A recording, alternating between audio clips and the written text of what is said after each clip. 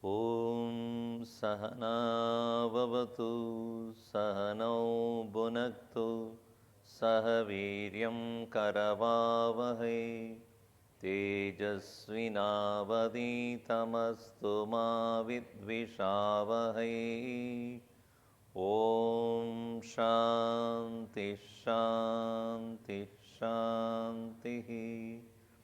समस्तजनकल्याणे निरतं करुणामयं नमामि चिन्मयं देवं सद्गुरुं ब्रह्मविद्वरम् ॐ पार्थाय प्रतिबोधितां भगवता नारायणेन स्वयं व्यासेन ग्रथितां पुराणमुनिना मध्ये महाभारतम् अद्वैतामृतवर्षिणीं भगवतीम् अष्टादशाध्यायिनीम् अम्ब त्वामनुसन्तदामि भगवद्गीते भवद्वेषिणीम् यं ब्रह्मा वरुणेन्द्ररुद्रमरुतः स्तुन्वन्ति दिव्यैस्तवैः वेदैः साङ्गपदक्रमोपनिषदैः गायन्ति यं सामगाः ध्यानावस्थिततद्गतेन मनसा पश्यन्ति यं योगिनो यस्यान्तं न विदुःसुरासुरगणाः देवाय तस्मै नमः देवाय तस्मै नमः.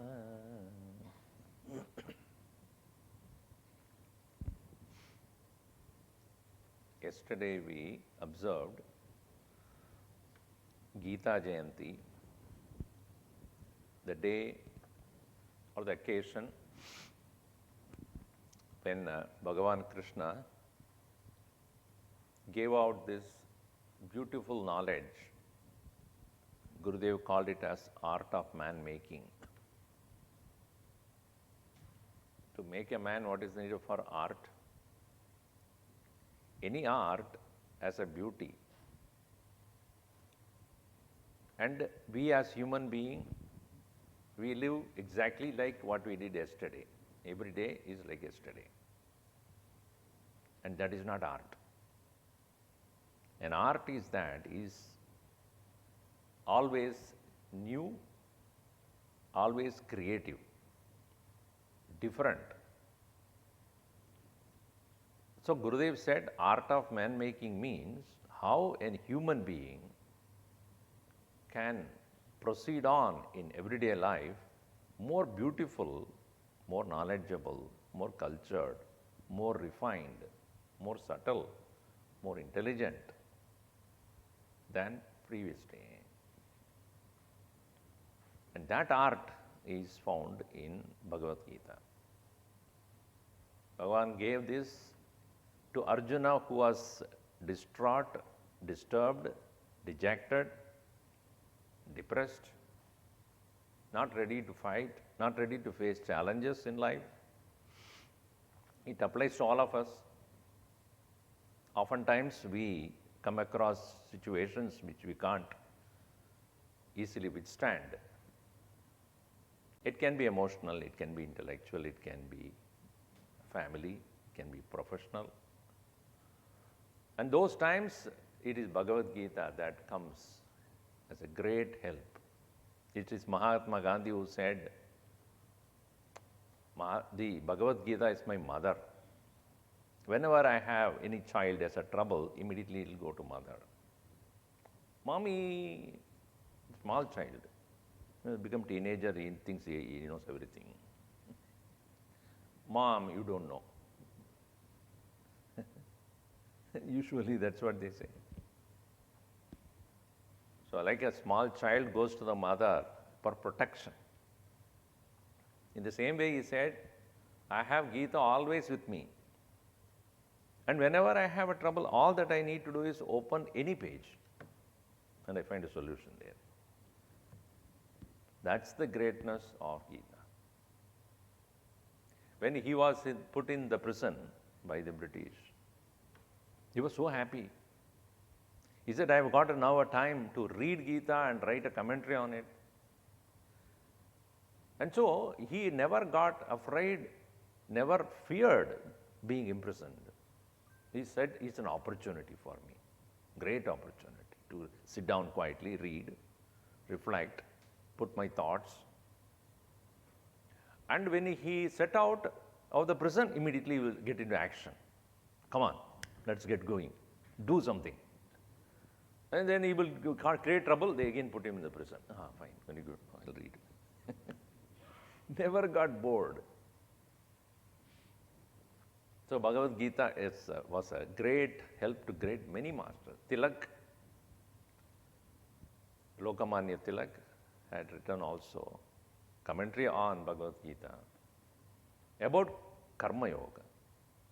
How it is important that for all of us to work, leaving aside the differences and look at the common goal,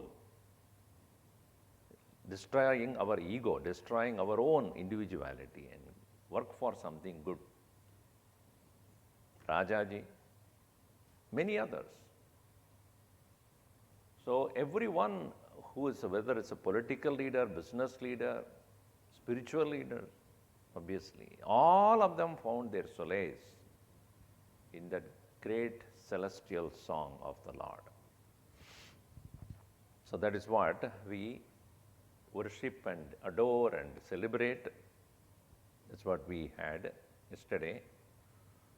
In our own temple, we chanted few of the chapters of Bhagavad Gita. And those who came enjoyed it. Oh, don't tell me somebody, we also enjoyed at home doing nothing. Or got up very late. See, these are the occasions we need to keep in our mind very carefully, because these are all those situations where we look back and see what we have not done, what we have not done wrongly, incorrectly. So then only we can correct ourselves. If we keep repeating the same thing, we'll never know where we are going wrong. If you are driving on a road, and then you don't ask for direction at all, where are you going? Wherever the road takes, isn't it? One person asks the other person, where does this road go? The fellow very clearly says, the road doesn't go anywhere. You go on the road. Road takes you to the destination? No. Whichever road you take, that road will, you are deciding the destination, not the road. And if you don't take directions from the knowledge and wisdom of the great masters, and then we regret at the end of the life, wasted. Again ana padega. Punarapi jananam, punarapi maranam, punarapi janani jatare shayanam. Anyway, so if you have questions, it looks like nobody has questions. Collect if you have any questions, I will be able to give my thoughts onto it. I don't say I give replies or answers. I don't give answers, I'll give only replies. You find an answer in that.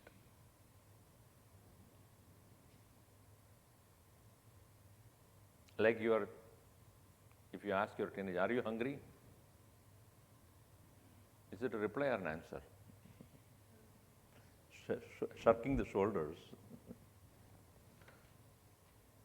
Anything written? Okay.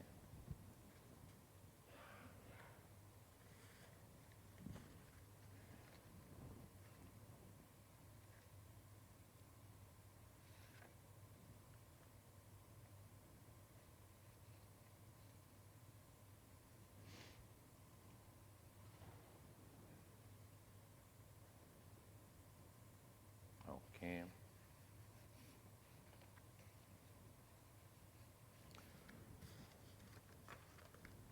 Why do good men suffer? I don't know who asked this. I hope they are good. So let us look at this. What do you call as suffering? What you cannot tolerate. Correct? What you can tolerate, you don't suffer. Somebody is singing horribly. You suffer. You can't tolerate. Or weather is so harsh. Then you suffer. And that is why it is a Jindagi ek safar. Is it not? It's a journey. Now, what we think as suffering,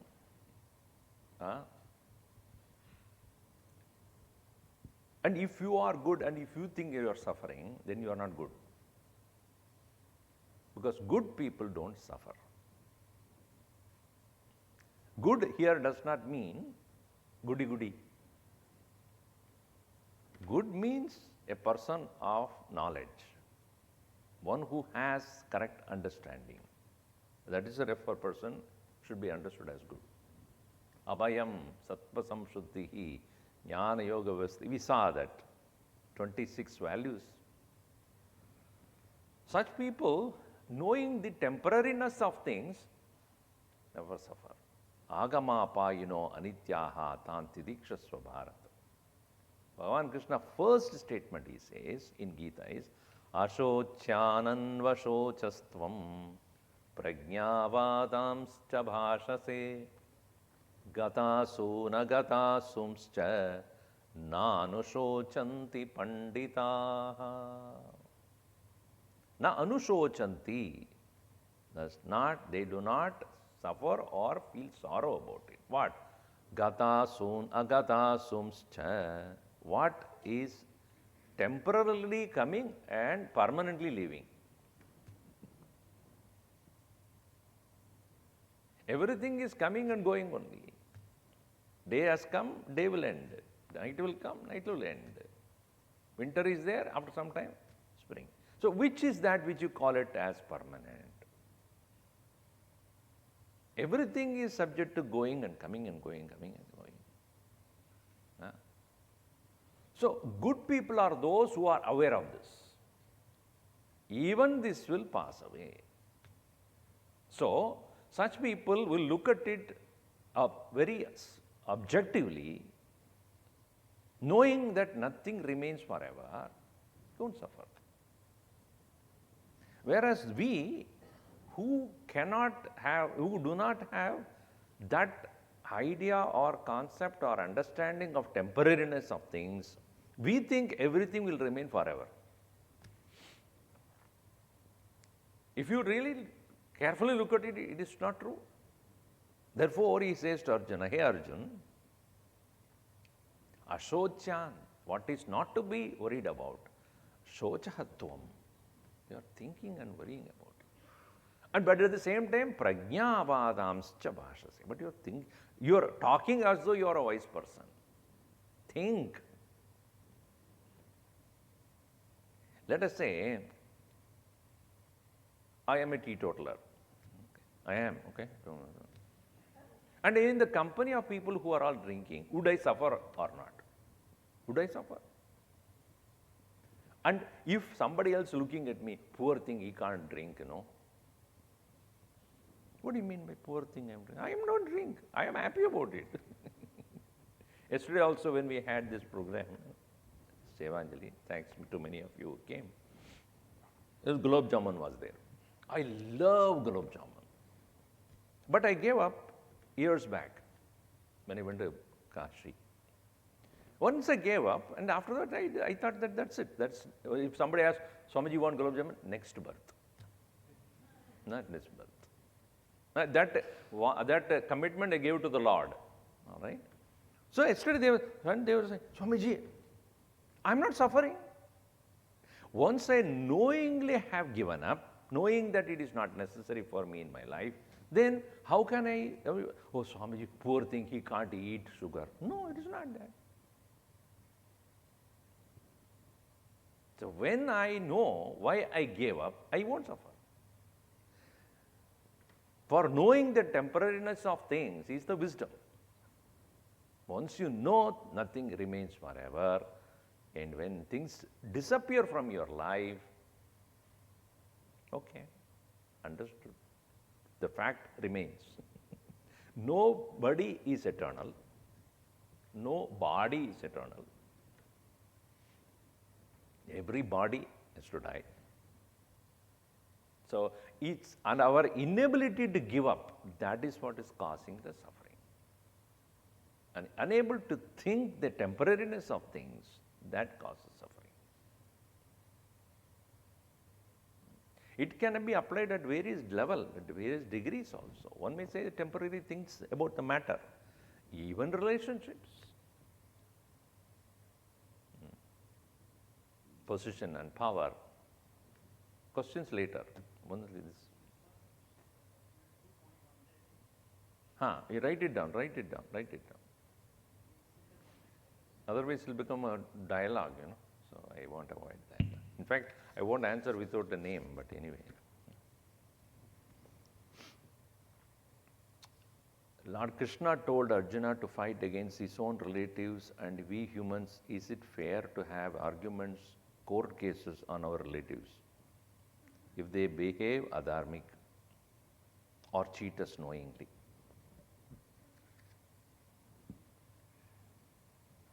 If you are standing by dharma, then yes, it doesn't matter. See, relative is relative only. If your cousin brother is a dacoit, would you look at him as a dacoit or as a cousin brother? He may be born to you in your family, but by behavior he is not anything, something you're proud of.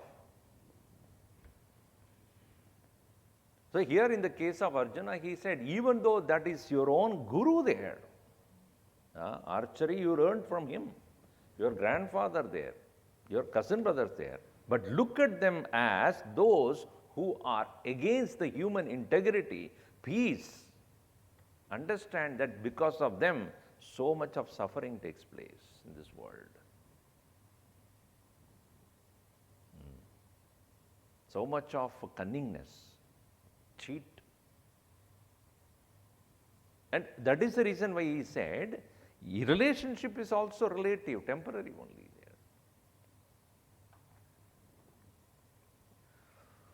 So you do not fight against them out of vengeance or personal hatred. No. From the standpoint of the common good, what they are doing is harmful. It is like when you are growing a beautiful garden and there are some things which are, what do you call? Weeds. Weed? I'm not talking about another weed. The weeds that are growing, would you, as a gardener, if you are really interested in growing your plants properly, would you not take them out? Even though they are also fed by your own, the watering that you are doing, your own garden, your own field, your own backyard only is making them survive. But they are not good for all other things to survive. A vriksha, beautiful tree is there, and there is a creeper that is sucking all the energy from that would you not cut it out, knowing that it is harmful? Or in your own body there is a cancerous growth, part of your body only, would you not take it away? You do. Why? For the common good. That's what Krishna says. Even though they are your own relative, that look at it not from that standpoint of me, mine. That's what his problem was. Mama aham iti ahankar. That when you look at it from that standpoint, he was not doing the wrong thing. He was giving the correct advice.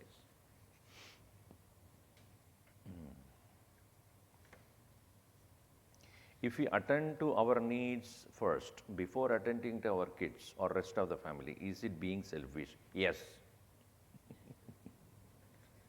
So, because our need is so minimal. What do you need? Food, clothing, and sleep. Isn't it? Need. But what about greed? Endless. But when it comes to spiritual knowledge, it is all encompassing and all inclusive. In fact, a person who is spiritual is more understanding of the relationship of the people, meaning accommodating people, and put others first. Of course, if they do wrong, obviously he will not tolerate that. So spiritual knowledge does not mean selfishness. If a person is a man of peace, he or she would be giving peace to others. If a person is internally happy in his presence or her presence, others are going to be happy only. So looking for an inner peace and happiness is actually helping others. Right? It is not selfish. You being healthy, is it selfish? You are doing your workout and making sure that your physical body is healthy enough so that you can be less burden to others. Is it selfish? Do you think? Yes or no? So why do you do that then?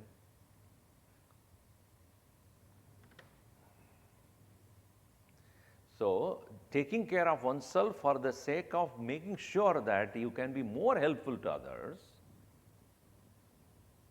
Somebody asked this question, and the other day also I asked this question to you. Who is a successful person? When it was asked to Gurudev, Swamiji, who is a successful person? Are you a successful Swami?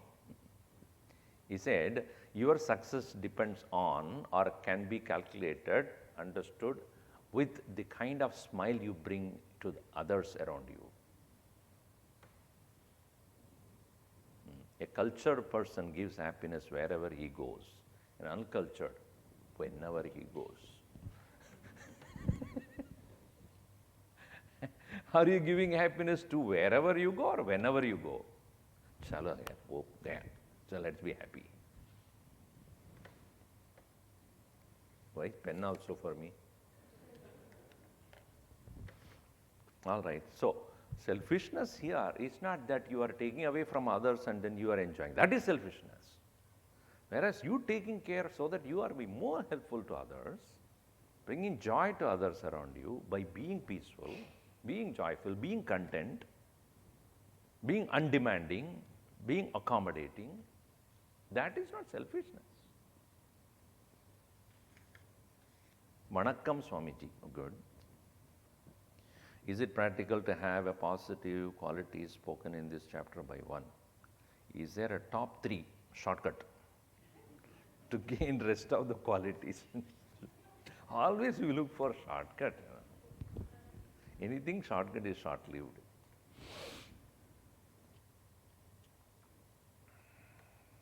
Look at your own mind and observe it.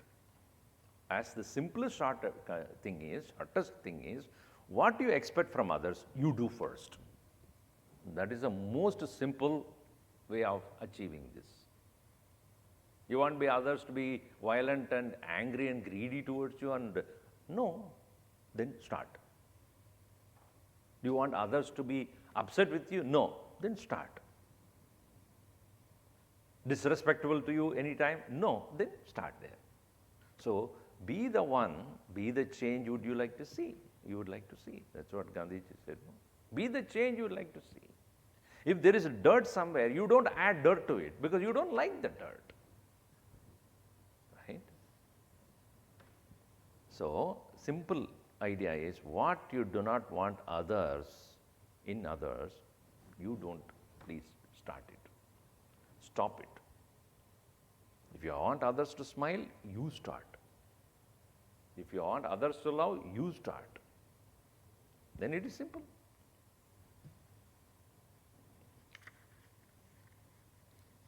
Next.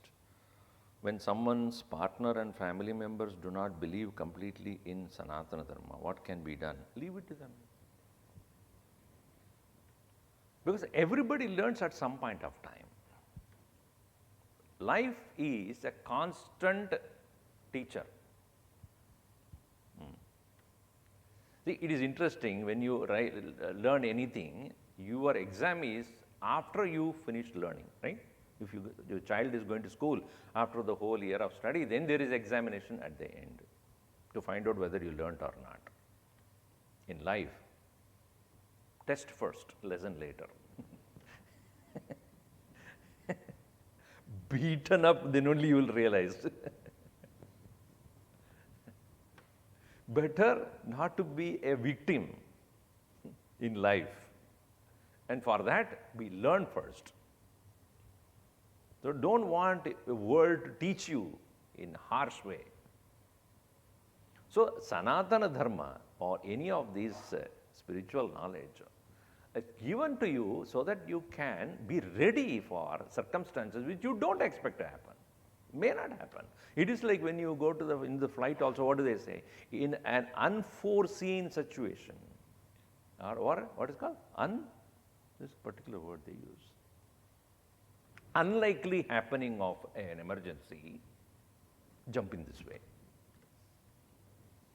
Is it that they are saying to you, if you get into the flight, definite. It's going to happen. Happen. So, no. In unlikely situation of, right? So, what the Sanatana Dharma teaches you is be ready. One may say that, why do I need now? I am only 70. Very good. It is too early to learn Bhagavad Gita, waiting for more time. Gurudev said, by the time you finish school, you should know. I mean, in our tradition, it is much before that also. 5 years onwards, trained not only in the profession the child belonged to the family. No. Much earlier, I mean, as soon as the child is ready. That's why the Yajna Upavidam. What does it mean? The boy is ready to take up responsibilities.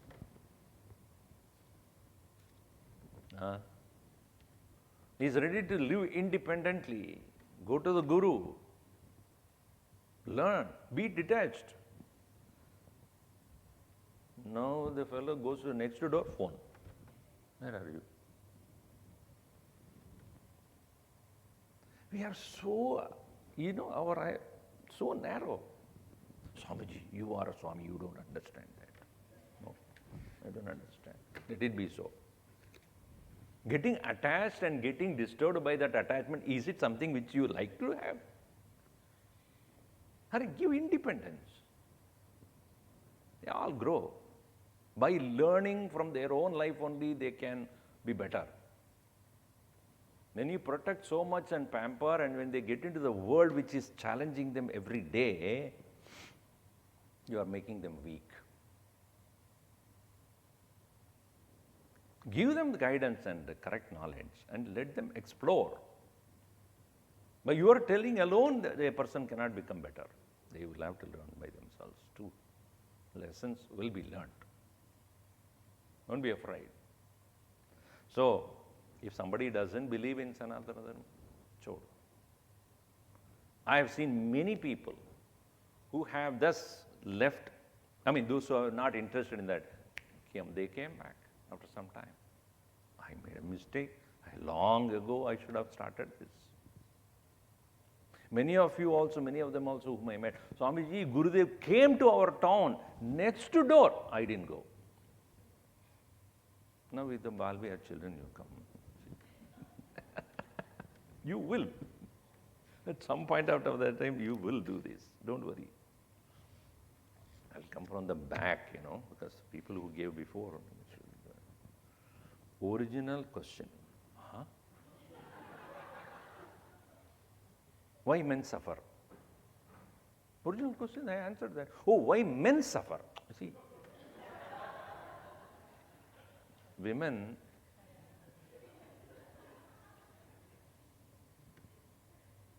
should it be seen in the context of law of the karma or law of destiny? Again, yeah, that's a good question. What karma we have done, we don't know in the past. Even in this life itself, we don't remember many things. Karma does not make you suffer. Ego does. Any identification causes certain amount of dependency. Many times when we identify with an idea, ideology, that ideology, if it is very, very narrow and short and then very selfish, it will make you suffer. As the ideology becomes more broadened, your ability to look at things change. Political leaders who have real interest in a nation building, their ideology is of a broader kind. And such people, when they see wrong things going on, they will act on it. Whereas when our ideology is so short, we suffer. Gurudev, when he was a youngster means around in the 30s or so, he was a very idealistic person. He wanted an ideal society. He was a journalist. And he couldn't tolerate social injustice. As a journalist, he wrote, very, very strongly he wrote, in the National Herald newspaper. And he did not even accept the superstitions people have. If you see the movie, you will understand that, On a Quest. He said that what blind beliefs people have. So social injustice, superstitions, he did not believe in that. At that point of time, his ideal was, I don't believe in certain superstitions. I want social justice. But when he came to understand under the tutelage of Swami Shivananda and Swami Tapovanam, his whole concept of life itself changed. What is life and what is death? When his ideology led him to this spiritual level, he understood why there is social injustice. He understood why there was superstitions and how to get rid of them. So he started acting on it. He said, education alone, proper education alone, truly make the people understand where they are going wrong. Not merely controlling people. Don't do it. Even if your children also don't do it, the question is why? Why not? Isn't it? Then educate them why it is not to be done or why it is to be done. They may not understand at that point, but eventually what you have told will come to them. That is one point of time one may become intolerant to things. So karma starts to make a person go through certain situations in life when a person does not understand that he alone or she alone is the cause of this. It is not God is there like a tyrant ready to punish everybody around. And you can't escape also.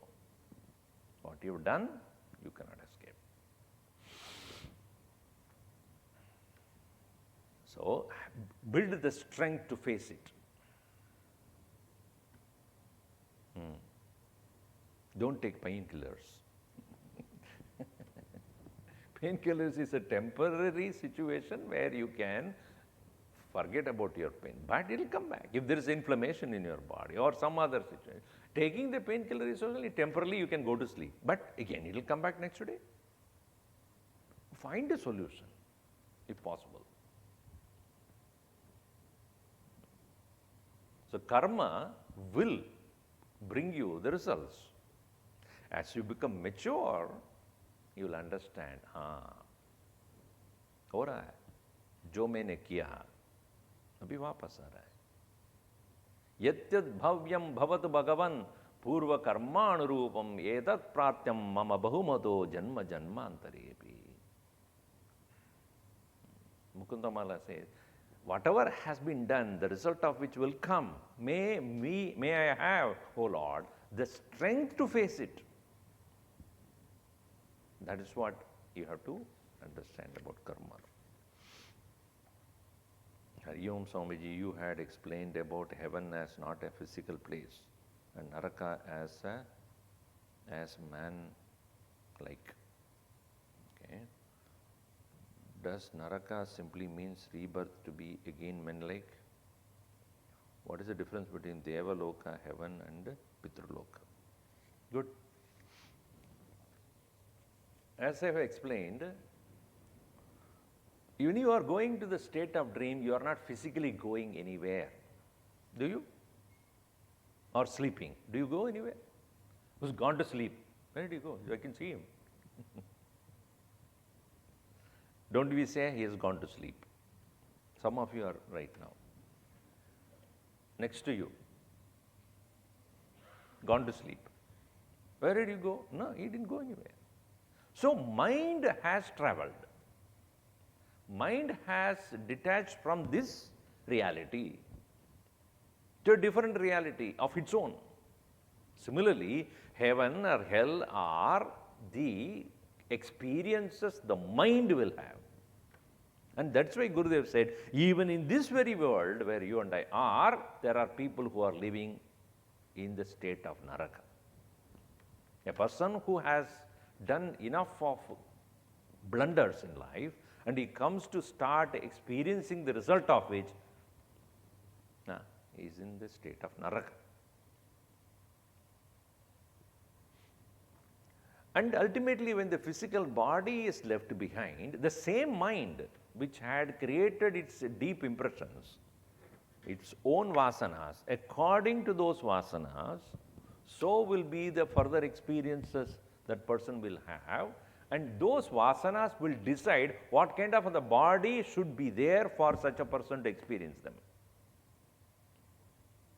So therefore, rebirth is not decided by anything else other than how is your mind right now, in this very life of as a human being.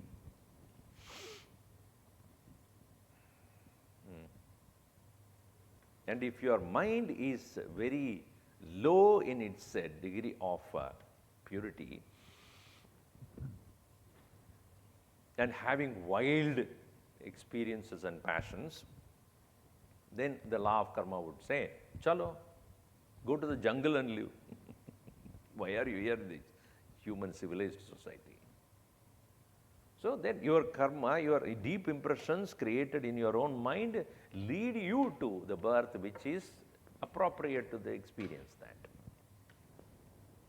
So Devaloka is where people who have done meritorious deeds and became pure in the mind would experience higher levels of joy, perhaps in a body which we may not probably perceive here. So the state of experience they will have is decided by this kind of body they possess. So we as a human being live in the human world. The devatas will have a celestial bodies and their experiences are celestial. Though the sphere of existence may be the same. In other words, where you and I live, they are also there, but not perceived by you now, right now. This looks scary to you, but it is true. Okay, let me put an example. If you look carefully under the microscope, you will find other jantus here. Or not? You take a microscope and look at your food, you will know it. There are so many other things which you are consuming along with the food. Many times when we don't see clearly, we don't understand. Put a drop of water and look at under a microscope. What will you see? Huh? Jantunam narajanma durlabhamadam pumsvam tato viprata. Then you realize how great is being a human being. Because there are so many jantus there. There are so many huge animals, they live in various different forests. They are also in the same world only. We don't see it. Doesn't mean that it doesn't exist. Under the sea, so many thousands and millions of species are still living in the same world you and I live. Do you think that they exist or not? You have not seen it. Similarly, the celestial bodies which devatas possess, they are the same place where you and I are. That is why when we invoke them by mantras, they come and preside over. They are there watching you what you are doing. Scary, huh? Similarly, Rakshasas also, demons are also there. Anyway, so Pitraloka is where a temporary state of experiencing and waiting for the next birth to happen. Not that they are bhutas. We are actually bhutas. So they are those who are, according to their karma, they are waiting for the next one to happen. And if they are relatively good and pure, and your own offering of Shraddha, etc., can elevate them to the next level. Because of your prayers, it can be possible for them to get elevated too. So that's a different subject matter altogether. It's a ritual-based karma kanda. So heaven or hell, since it is decided by the mind, and according to the mind's need, the body may be created after the physical body's death. But while living also, we can go through the hell and heaven according to the frame of mind. We read somewhere in the newspaper that Bhagavad Gita was written before it happened. Before what happened? Before the war happened? I don't understand. Before it happened. How can you write something before it happened? Oh, you mean to say Bhagavad Gita was written much before Mahabharata war started? I don't understand that. However, you see, Vedavyasa had he is said to be the composer of Mahabharata, Bhagavatam, Puranas. Therefore, he probably had conceived of the entire story of Mahabharata. Let me put it in this way. Valmiki Muni, he had once going along with his own disciple. At that time, he was not a poet per se, but a rishi. And he happened to see a concha bird, two of them, male and female, united together, enjoying their presence, each other's presence. At that point, a hunter came and shot the male and killed. And the female one started to yell and wail and cry. And looking at that very sad situation, he pronounced a curse to that hunter, saying that what a heinous crime you have done, or parting away the two beloved ones, and you will suffer like them, like her. That curse that came out was so strong, and he couldn't meditate thereafter and sit down quietly and do it. Brahma appeared in front of him and said, this very thought that you have got, how the female bird is suffering the departure of the male one, is itself is a story of Ramayana. Rama went through this. As a avatar of the Lord, he had suffered like human being, the way you felt like this today. So Valmiki became curious, what is that? Who is that person? Rama. He said, you close your eyes, I am giving you a blessing. You will understand the entire story of Rama, including what they are thinking, each character. And you will be able to write down as a composition of the entire life of Rama as you experience in your own mind. So Valmiki, even though perhaps a contemporary of Rama, he did not know about him. So he wrote Ramayana after Ramayana actually happened. In his own mind he could see it and wrote down.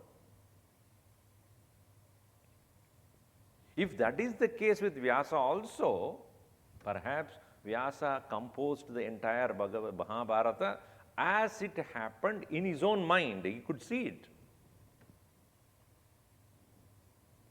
If that is the case, we can accept that it happened and he just accounted it for. But not, I would think, that it did not happen. Or he wrote it before it happened. And according to what he wrote, it happened. No, I don't think so. It is not, Vyasa said to Krishna, say these things to Arjuna, okay? I don't think. Vyasaya Vishnu Rupaya Vyasa Rupaya Vishnave Namo Vai Brahmanitaye Vasishtaya Namo Namaha. So Vyasa is Vishnu Rupa. But that doesn't mean he would command Krishna to say whatever I am telling you, better do this. No. What he had done or what he had explained or how it has all happened, Vyasa could recollect the whole thing in his mind and could put it down to us. That is how it happened. Hari Om, dear Swamiji, in chapter 16, verse 2 talks about Deivic qualities, including Akrodha. You mentioned also Krodha, which is short-term anger, Kopa. Can you explain the difference between these two? Is Kopa acceptable? Thank you. So, both are of the same nature only. Kopa and Krodha. Intolerance. When do you get angry? When you can't tolerate something happening. Or more precisely, something which you do not wish to happen. So what is underlying principle of both is desire. When I have a desire for something and did not happen, I get angry. Or I don't desire something to happen, it happened, I get angry.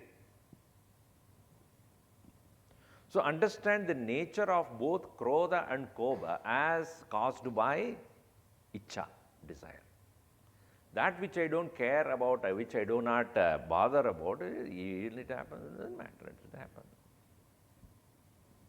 So anger is a product of intense desire or attachment. According to the intensity of the desire, so would be either it will be a Kopa or Krodha. If it is a very limited kind of a desire, it doesn't really disturb you too much, it's Kopa. But if it is really something very important for you and you cannot tolerate it happening or not happening, whatever the case may be, it will continue to exist. For example, if you are driving a car and somebody suddenly came in on your lane, upset, angry. What kind of people are driving in this world? So stupid. You don't even know the person. Right? You may probably get upset, angry, and if you continue to drive, and you find that person is caught by the police. Very good. And that's over, finished. That's over. There's nothing more continuing. If it is your son.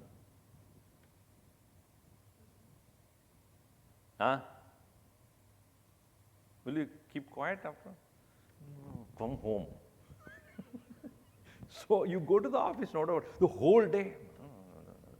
Fellow is useless fellow. Exactly like me. I was also behaving like that. Why should he behave like that? Whole day he will be upset. And then when you come home, it will intensify. Look at him in a more. Why? Intensity of attachment. The degree of attachment decides whether it is a kopa or krodha. But when Gurudev said, I use as a weapon, what he means is not this way. I want to set right things which are not correct. Meaning, if a person who is knowingly making a mistake and he can be corrected, and he, unless I raise my voice, he would not even listen. Hey, don't do it. That is a temporary expression. But intention is not attachment. It is a feeling that somebody must be disciplined. You do with your dogs also. Don't sit down, sit down. Unless you shout it, fellow, you take a stick only, the fellow will listen. Not that you will thereafter go around only with the stick. No, it is not that. You know that temporarily you need to use it. Wherein the temporary use of kopa is for the particular situation to correct, and thereafter you are not affected by that. Then that use is good. It is necessary sometimes to raise your voice so that other person who doesn't listen otherwise would pay attention. Dearest Swamiji, okay, we as humans strive to get closer. Those who write dearest and all, they don't write their name. Okay. We as humans strive to get closer to God, godly nature. How do we react if God in His most magnificent form were to appear in front of us? Can the human mind, with all our defects, handle this vision? This is what in 11th chapter of Gita, Bhagavan Krishna gave the darshan of Vishwarupa to Arjuna. He couldn't take it. Because God is not always said to be very pleasant. Like before the marriage, the wife, and after the marriage.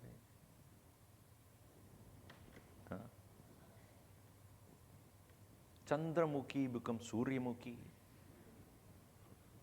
And Jwalamukhi afterwards. Then you become Antarmukhi.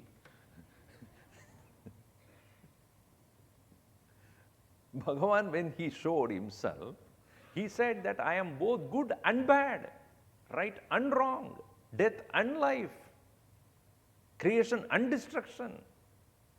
This concept is not in the Western world or in the Semitic religion.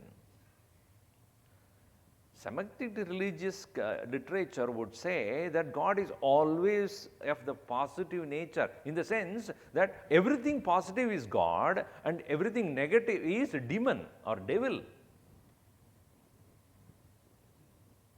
No. As I have explained this before, absence of goodness is devil or evil. It has no its own independent presence. Darkness has no independent presence, it's absence of light. Simple example. So Bhagavan says, any creation is none other than modification from one condition to another. Is it not true? No creation will happen from nothing. Can anything come out of nothing? So if anything is, it was unmanifest. Avyaktadini bhutani vyaktamadhyani bharata avyakta nidhanani eva tatraka paridevana. Why are you worried about things that were unmanifest before, manifest now, only to become unmanifest again? So when a thing manifests, you call it as creation. When it goes to unmanifestation, you go to destruction. Is it not? It's a continuum. Is it one thing happening independent of the other? No. One thing that is happening as creation is none other than a continuation leading to the destruction. And then it itself is modifying itself to the creation. This is a continuous momentum. So it cannot be two different things. Life leads to death, death leads to life.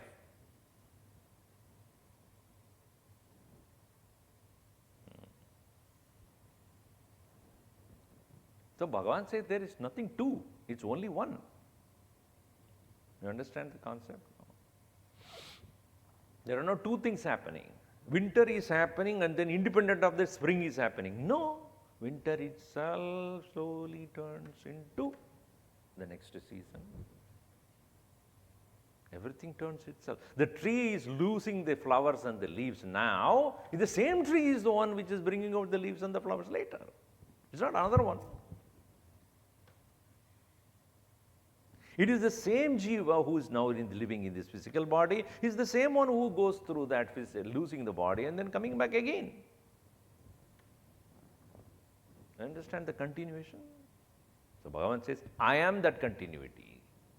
Both death and the birth, joy and the sorrow, good and the bad, right and the wrong, dark and the light. That. So when we see everything positive, we say, very good, Lord Bhagavan smiling. He shows I am the destruction. It is Oppenheimer, a great German scientist who had looked at the first atom bomb. It was mushroom like it started to come. He quoted this from, I am reminded of the statement of Lord Krishna in Bhagavad Gita, I am death. Now, he quoted this, I am death, I come to. You go to YouTube, Oppenheimer on Bhagavad Gita. You'll see a documentary, a small short film. What it means? I am death. I am death. I am birth also. I am Pitahamasya Jagataha. I am the father of the universe. Mata, Data, Pitamaha, Pavitram Omkara, Ruksama Yajurevacha. Aham Mrityuhu. I am death. Aham Pita. I am the creator also. They are not two. It's a continuation. So, when we are not able to understand the wholeness of the thing, we want only partial of it. Then the other one causes fear. That's why first word is Abhayam Sattva Samshuddhi. By purity of mind, you will come to understand and you accept the dark side of the whole thing also, because it is nothing but a continuation of the other side. A coin has two sides, head and the tail. You want only one side. You don't want the other. Sorry. It is there. Whether you want it or not, it is there. When you married, you have to take both sides of the personality. The pleasant personality at the time of wedding ends there. Then the reality strikes in. You must be ready for the next one also.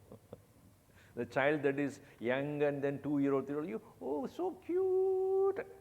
Wait. Acute it will become. You must be ready for that.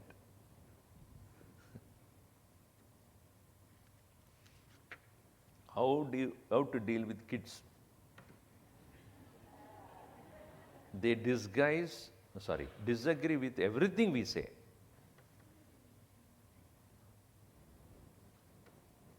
Bhagavan's way of teaching to you, nothing happens the way you want.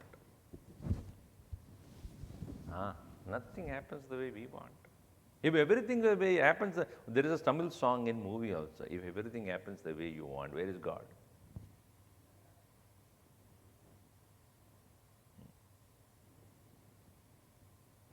Bhagavan shows himself. Now you remember me. If everything happens the way you will not remember me. If things go haywire like 6s and 7s, Bhagavan, come. Now you know.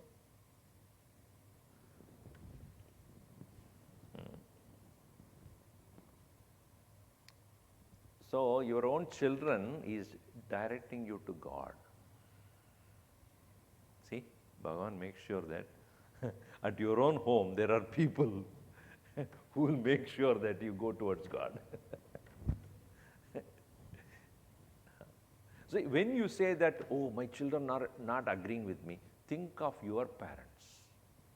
When you were at that time, what were you doing? You always agreed with your own parents? Did you? You couldn't say because tappad marega. You left and right, then you said right. Now you can't even touch.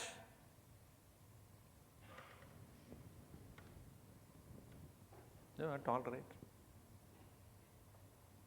So it is said that by the time, I understood how great my father only when I became the father. I understood the real compassion of my mother only when I became the mother. How important it is to set right the next generation by tolerating their idiosyncrasies, peculiarities, and then slowly, okay. So, does grace disagree with everything you say? See, sometimes what happens is, the children are not blindly disagreeing with you. Children are actually knowing that you are not doing, what happened? You came and went. Oh, you put something in. See, your behavior with your own partner, life partner, is observed. If you are disagreeing with your own husband or wife, the children will do the same thing. So in front of the children, don't disagree with your husband or wife. Fight later on. When they are on the school, then you go and take the sword and start fighting. Because when they see you having agitation and misunderstanding, disagreement with your own, then they say, oh, okay, so I also can do that.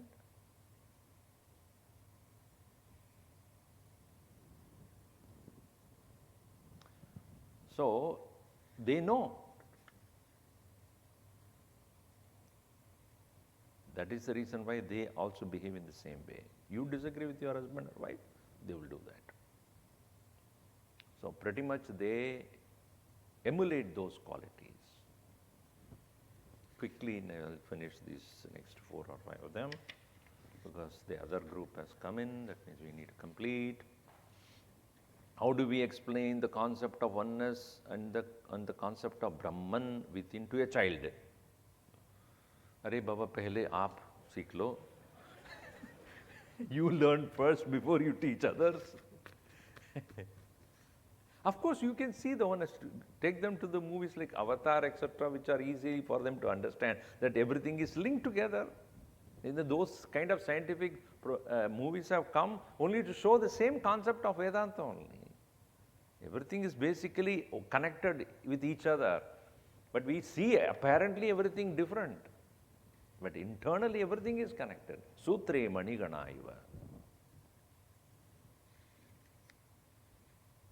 If people around you constantly are lying, disrespecting, triggering anger, anxiety, even after giving them a chance to make you feel like you are all faulty, how do you live in peace?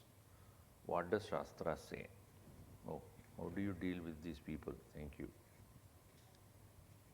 See, we are not here to change anybody around us. First thing, let us understand, we are not here to change anyone. When things are going left and right in around you, you will have more and more interest to make yourself peaceful first. If everything is peaceful, what is the need for anything else then?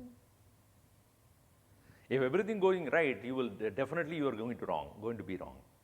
Why? Because you will never learn.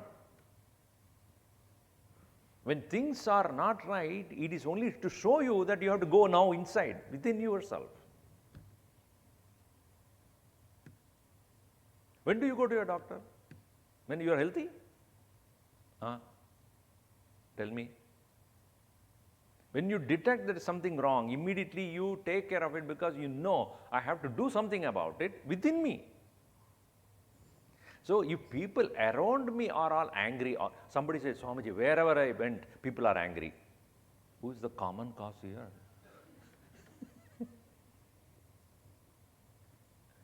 You may think that you are right, not necessarily. So first let's get ourselves straight. And that gives us the patience and the tolerance to make sure that we don't react negatively to others. Chanting Gita without understanding benefits us. See, our mind can be trained and tuned to a particular thing by not just doing varieties of things, but one thing concentratedly, one-pointedly, focusedly when you do it, it definitely helps you to tune your mind to the knowledge. Many children, when they learn Bhagavad Gita, etc., they may not have an understanding of what it is. But surely as they grow up, they will have the curiosity to know. For example, when I was very young, I was not given dinner at all unless I finished the entire Vishnu Sahasranam every day. 1,000 names of Vishnu. I did not have an idea why I have to memorize that, but I memorized it. At that point, easy to memorize. Later on, when I came to Sandipani to study in Chinmaya Mission, just I understood all of them. Every word that I uttered, which I uttered unmindfully, now I know the meaning. And I don't need to struggle to remember because I already know it. See? So even without knowing the meaning when you learn, it helps you later on to understand it more clearly because you will have the intention to know what you have memorized without paying attention. Like children say 2 times 2, 4, 2 times 2, 4, 2 times 2. Now also if 2 times 2 what? Wait, I have to remember. Do you have to remember? Huh? 3 times 2 what? Wait, no, I have to go to the table and look at it. How do you know? Now it comes to you. Once you know 3, that simple as that anyway. Krishna addresses Arjuna by many names, Partha, Dhananjaya, Kaunteya, Bharata. Why does he have so many names? No.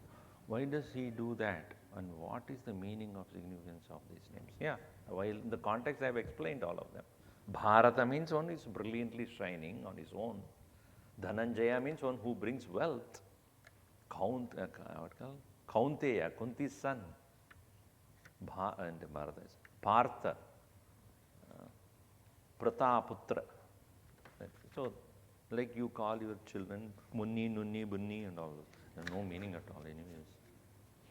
Last question here, one more question here. What is the importance of japa, chanting in daily life? Just now explain to you. Law of action places one in evil, demonic wombs. Why Prahalad was born in Asura family? To teach. Bhagavan places people to teach others. And Prahlad was the best example how he was born to a demon only to correct him. Like your children will do for you also. How and when does sudden realization come? Sudden realization doesn't come. It is not, suddenly I got realized. No, I don't know why. No. It's like a flower opening up. It doesn't happen suddenly. It's a slow process. You don't see it, then it may look like that suddenly it happened. No. The whole night it was slowly coming, and morning it's beautiful flower. You look at it. But that doesn't mean somebody placed it there. It's just grown. Nature never is in a hurry. Nature never hurries because it wants perfection. Nature is perfectly designing itself to grow to the next level. So nothing happens suddenly. It happens gradually, slowly, perfectly, systematically. When you don't see this, the very process, it looks like it suddenly happened. Do you think volcano erupts suddenly? Earthquake happens suddenly? It has been going on. You didn't notice it. And at one point of time, there, you see it. Thank you all. Hari Om. Om Sarve Bhavantu Sukhinah, Sarve Santu Niramayaha, Sarve Bhadrani Pashyantu, Ma Kaschid Dukkhabhat Bhavet. Om Shanti Shanti Shanti Harihi Om Sri Gurubhyo Namaha. Harihi.